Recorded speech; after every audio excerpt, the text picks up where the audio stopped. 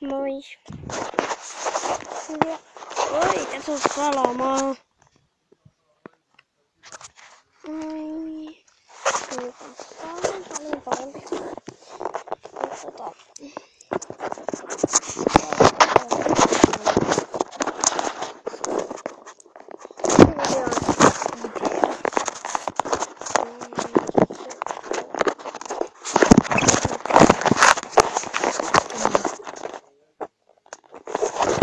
Hetki. Olen pahoillani tästä. Mä saadaan koko ajan. Pakko vain ottaa videollisesta säätä. Noin. Mä toivon, että toi valaistus ei oo huono. Mä kurkkaan. Ei oo. Ei ole huono. Toivon mukaan. Mut kuitenkin. Elikkäs. Niin. Mä saan lapsen. Tai siis, no jotenkaan ideahan se on. Niinku että nukke. Mut kuitenkin se tulee Kiinasta asti. Eli mä tilasin eBaystä mä en ikinä nähnyt livenä Reborn Babyä. Thanks! Mut mä oon testaa! Niin mä oon nähnyt videolla vaan niitä kaikkia. Koska mä tilaan YouTubessa semmosia aikuisia naisia, jotka on amerikkalaisia, niin kun ne hoitaa niitä Reborn Babyä. Ja kaikki Babyborn. Kaikkea, mutta eniten Reborn. Mä en osaa enää puhua. Reborn Babyä. Kuitenkin, niin nyt mä sain itse semmosen. Sit kun niitä on semmosia NS isoja tikkoja, niin mulle tulee sellainen. Eli se on semmonen aika iso. Mut niinku se ei oo vielä edes päiväkodissakaan.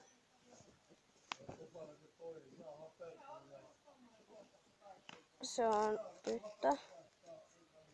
Ja se on siis mun vanhemmilta mulle synttärilahja, vaikka mulla on, niin kuin mä saan sen etuajassa, mulla on elokuussa oikeasti synttärit. Mut ne tilas nyt jo sen. Ne maksaa siitä vähän yli 30. Tosi halpa. Niinku, joo, se raha on paljon, mutta siis oikeesti. Menkää kattoo menkää eBayhin. Ja siis kirjoittakaa Reborn Baby sinne. Kattokaa niitä hintaa. Siellä on 2 tonnillakin. Löytyy sieltä kun menee pitämällä. Oikeesti ne maksaa niin sairaasti, että sit siellä on niitä kaikki huutoja. Ne on tosi halpoja, mut sit kun siinä pitää huutaa, niin ja se on kauheita säätöä, että pystyy huutaa. Varsinkin jos ei oo kirjautunut sinne. Niin.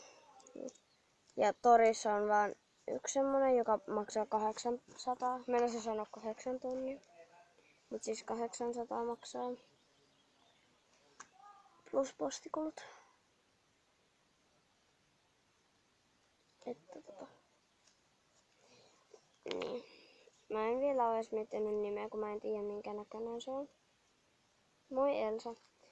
Koska siis se on synttärilahja. Sehän on yllätys. Niin. Sitten äiti ei ole näyttänyt sitä kuvaa.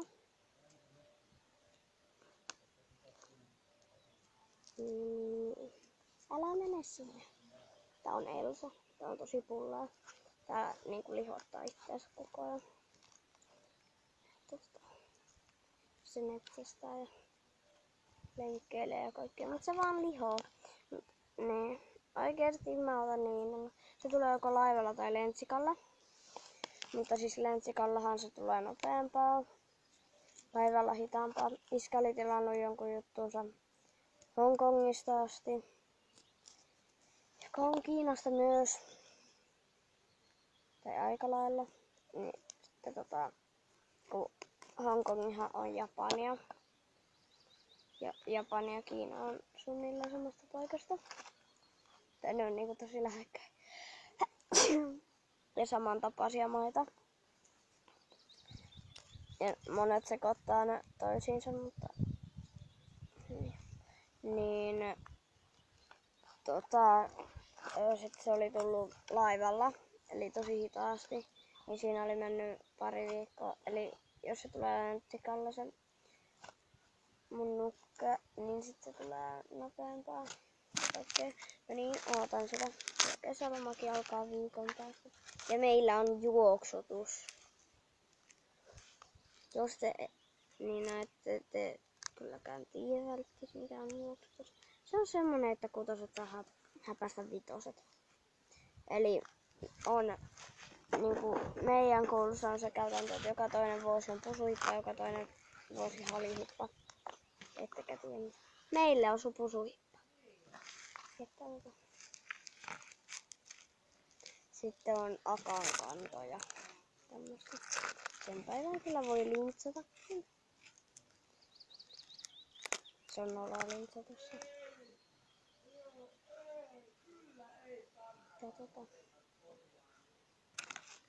Ja meidän luokka Eve lintsaa koko ajan.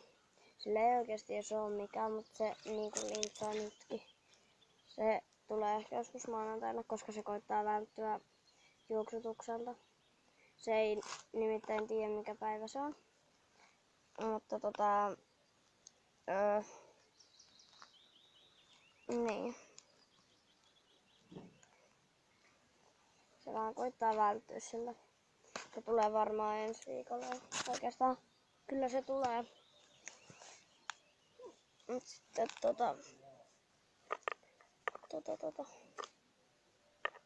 niin. Sori mä en nyt näy siellä. Koska mä säädän.